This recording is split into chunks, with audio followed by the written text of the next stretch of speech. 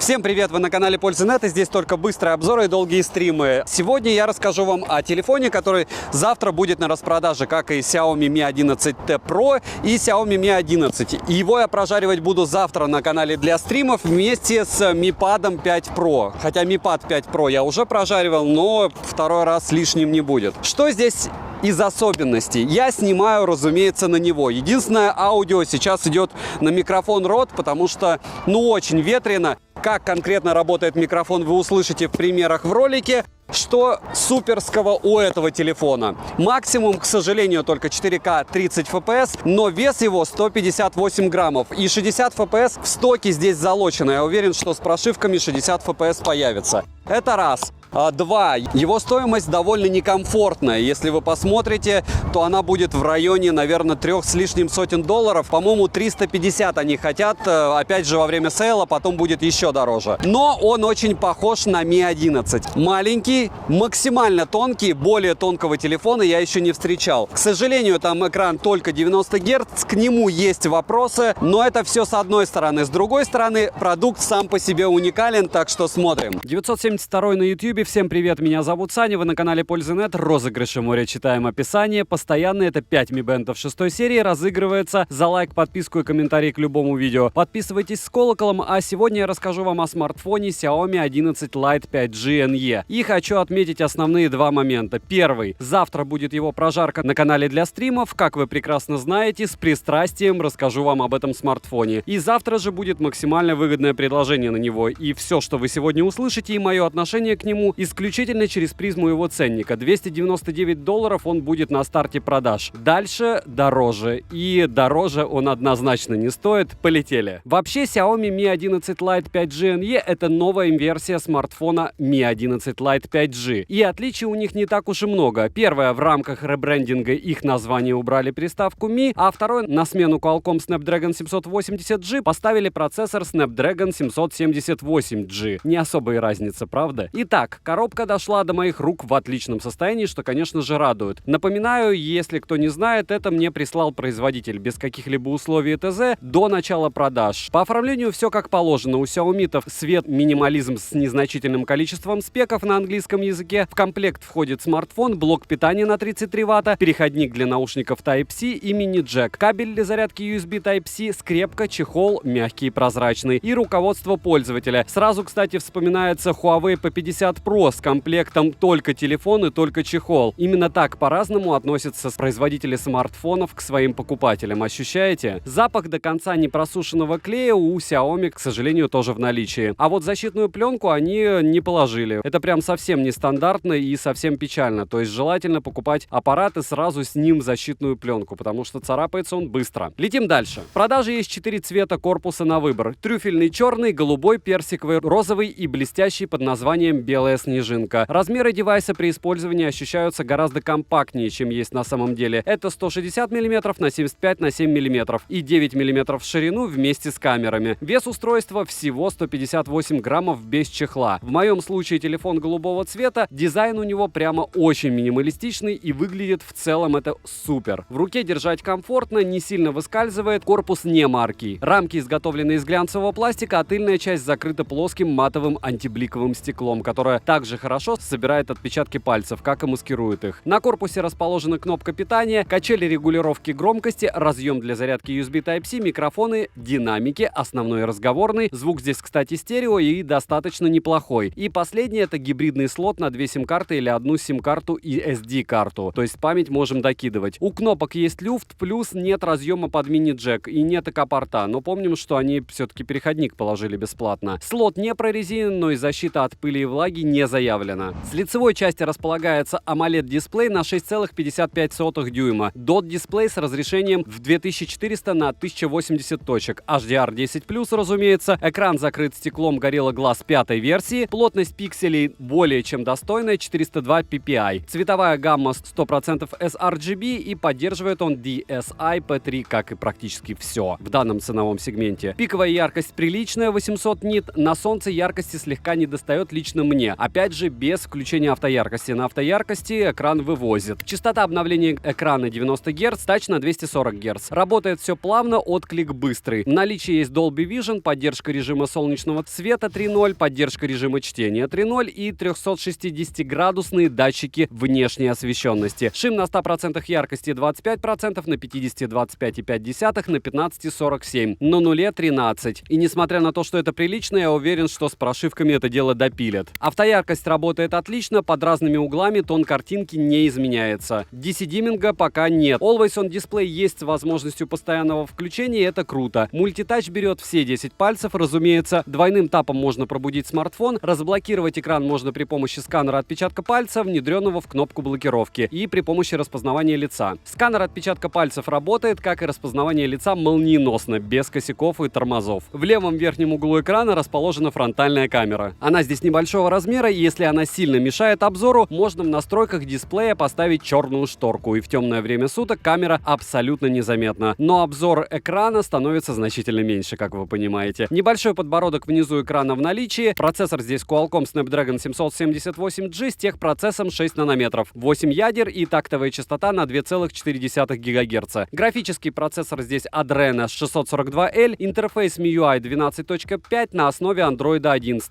Оперативная память стандартная LPDDR4X и доступна на выбор либо 6, либо 8 ГБ. Внутренняя память UFS 2.2 и на выбор 128 или 256 ГБ. И расширить SD-карты ее, как я уже говорил, можно, что очень хорошо. Поддерживает девайс Wi-Fi 6 серии, 5G сети и 4G сети, которые нам нужны. Бенды 7 и 20, разумеется, на борту. Еще раз напоминаю, что мобильник будет глобальный, сразу с глобальной прошивкой. Тест на Wi-Fi прошел с хорошими результатами, сеть мобильную ловит вполне нормально. 5G мне не нужно и возможности проверять нет. Звучание при звонках неплохое, вибро супер, но настроить ползунком можно только уровень тактильной отдачи, и все. Bluetooth версии последние 5.2, NFC есть и Google Pay встает без проблем. Результаты GPS-теста вы видите на экране. Емкость аккумулятора 4250 мАч. PC-марки до обновления выдавал 6 часов 53 минуты и оставалось еще 20%, а после обновления последнего 7 часов 18 минут. И также остается еще 20% заряда. Тесты я проводил при 90 Гц и на 100% яркости экрана. Никакой автояркости я не включал. Заряжается он с 0 до сотки от родного адаптера питания за 1 час 15 минут. За час игры в Genshin Impact улетает 20%. На пользовательской графике при 60 кадрах в секунду. И максимальной яркости экрана и 90 Гц. Через 7-10 минут игры нагревается он адски сильно. Притом он нагревается верхняя часть экрана, плюс тыльная часть. В итоге через 15 минут игры температура у телефона составила бодрых 42 градуса. Возможно, это изменит с прошивкой. Я, кстати, в этом уверен, учитывая особенность процессора, но не факт. Беспроводной зарядки, разумеется, нет, учитывая ценник. Тротлинг-тест проходит не оптимистично. 136 гипсов минимально, максимально 337 гипсов. И в среднем 230 гипсов на 100 головках при 30 минутах. В бенчмарке в сингл-коре 770, в мультикоре 2373. В 3D-марке показал следующие результаты: Wildlife Stress Test 2196, Wildlife Extreme 688, Wildlife Stress Test 2163, Wildlife Extreme Stress Test 689, Slingshot Extreme 3215 и Slingshot 4181. Правда, так непривычно не видеть в слингшоте максимум. В Antutu результат выбил 490 тысяч попугаев. Это данные уже после обновления. До обновления был показатель на 15% ниже. Storage тест показал 37 тысяч. Тоже показатель до обновы был ниже, поэтому ждем следующих обновлений. Может быть, телефон станет еще быстрее. На холодную стресс-тест он проходит в Antutu не фонтан. В играх яркость не сбрасывает, лагает люто в тяжелых играх. Играть некомфортно, плюс еще и греется как утюг. Единственный вариант — это ставить настройки игр на минималке. Основной блок камер с тыльной части состоит из 3 камер. Основная на 64 мегапикселя, ширик на 8 мегапикселей и макро на 5 мегапикселей с фокусным расстоянием в 3,7 см. Запись видео доступна в максимальном разрешении 4К 30 кадров в секунду. Оптической стабилизации не завезли, а вот цифровая в наличии. Фронталка на 20 мегапикселей и максимальное разрешение для съемки видео здесь 1080p 60 fps. Примеры вы сейчас увидите, но могу сказать одно, что для моих задач он бы точно не подошел. Напоминаю, что я снимаю ролики на телефоны. Понятно, можно и на Redmi Note 7, на которой я раньше снимал, обзоры снимать, но желательно что-то посерьезней уже.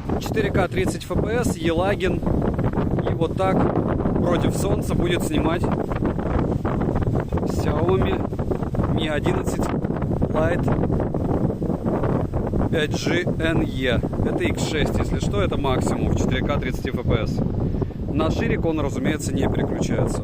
4К 30 FPS, любимое место для многих, площадь 3 вокзалов. И да, разумеется, это Xiaomi Mi 11 Lite NE 5G.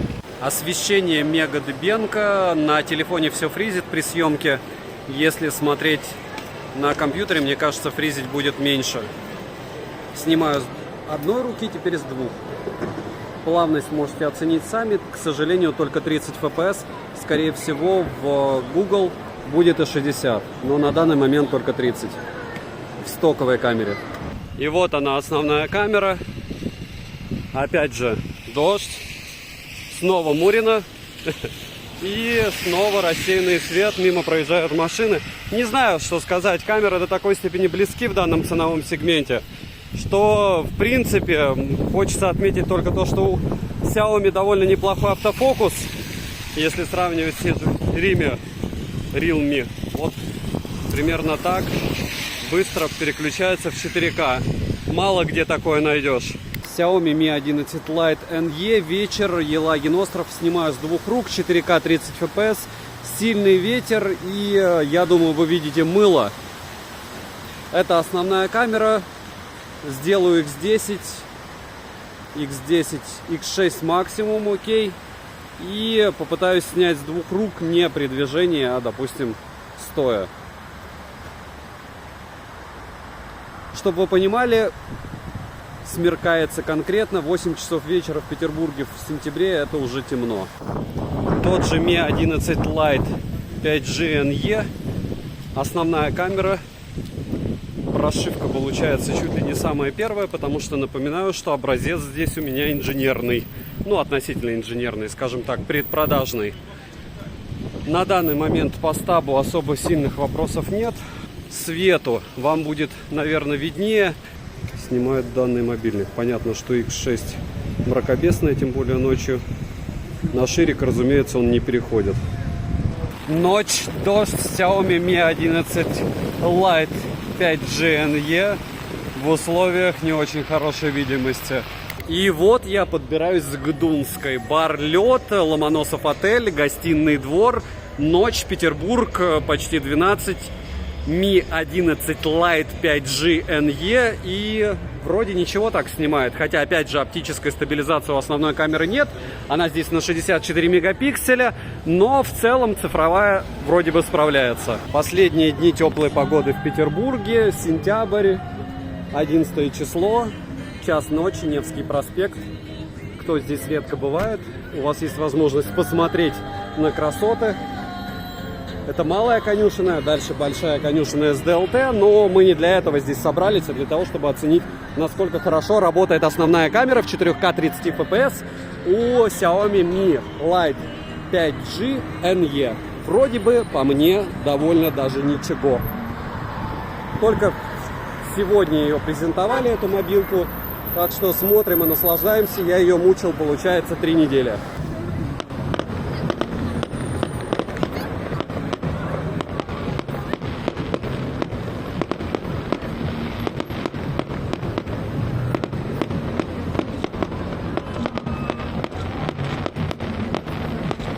Дворцовая площадь, Зимний дворец, час ночи, Петербург.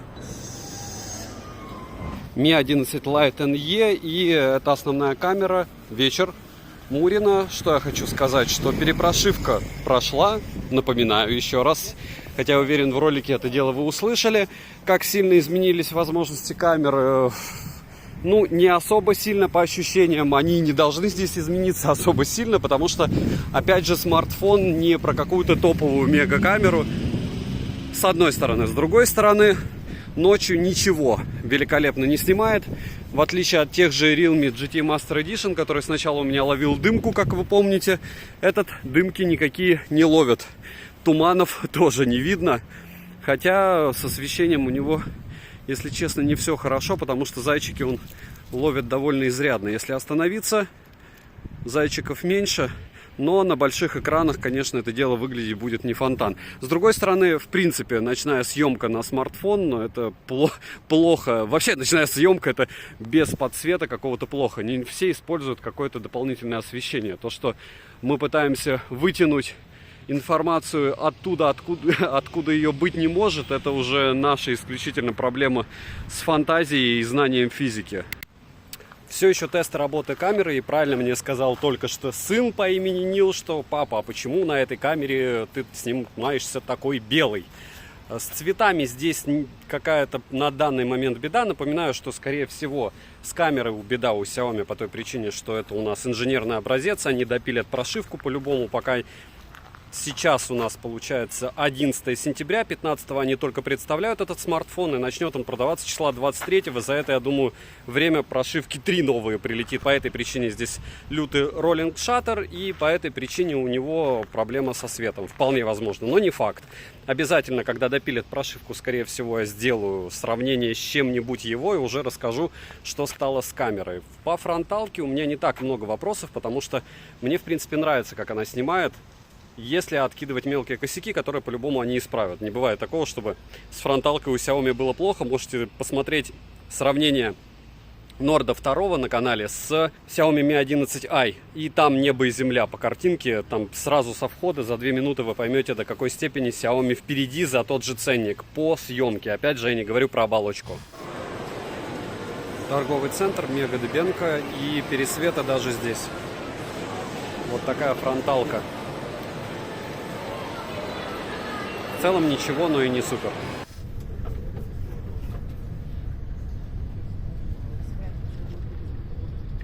1080p 60 fps, это фронталка Xiaomi Mi 11 Lite 5G NE, и скорее всего, если вы смотрите этот обзор, на него уже началась распродажа.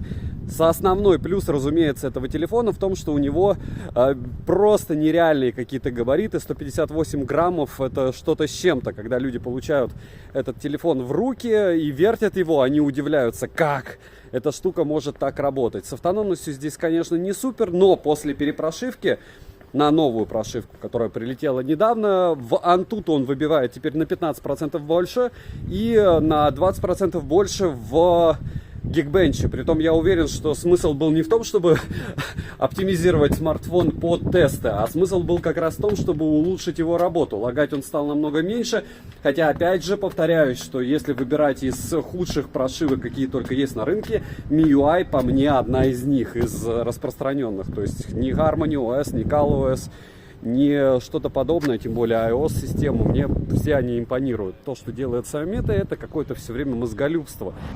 Ужасный ветер, 11 часов вечера, да, не 3 часа ночи, но также темно, мурено. И если вы меня слышите, это фронтальная камера телефона Mi 11 5G NE Lite. Да, название сложное, но смысл телефона в том, что они сюда запихали, как вы уже заметили, супер новый процессор. Пока не супер оптимизированные по мне, но фронталка, кстати, отрабатывает даже очень неплохо, что довольно странно. Продолжение банкета с фронталкой, скажем так, это чуть ли не моя любимая локация. Почему? Потому что здесь и свет, и с одной стороны, с другой стороны много теней, с третьей стороны вот эти вот противные лампы, которые никакие телефоны не любят, и никакие камеры тоже. По роллинг-шаттеру, как всегда, Xiaomi, как я вижу, не парится по этому поводу, и он здесь есть, в отличие от аппаратов Realme. Не скажу, что это критично, скажу, что это часто они исправляют, но сегодня это еще пока не исправлено. Фронталка в клубе, разумеется, работает просто ужасно, но это и не удивительно. Хорошо, что вообще хоть что-то видно.